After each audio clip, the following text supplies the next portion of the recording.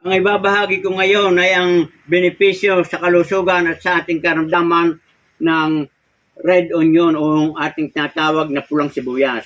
Ito mga kabayan, makikita nyo ang pulang sibuyas, magaganda at malalaki. At ito naman ay meron pang isang klase na pula rin na sibuyas. At ito naman ang isa pa nating red onion.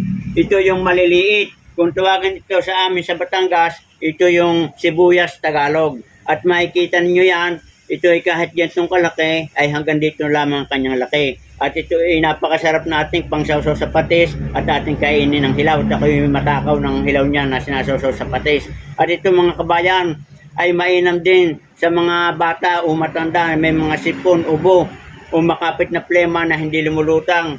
At kung sakaling marami tayong nasubukan na pamamaraan, ay subukan ninyo ito na tayo ay mag-ihaw nito at ating ihagod habang may init pa at lagyan ng kaunting lang is yung inihaw na sibuyas Tagalog at ihagod. Sumasakit na dibdib, likod o yung ating liig dahil ng inflammation o pamaga at dulot ng sipon at ubo.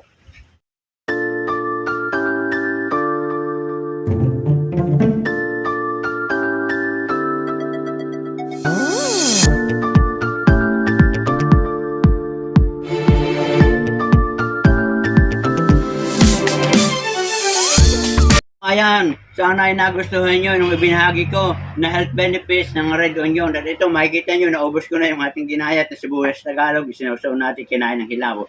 Good luck and good health.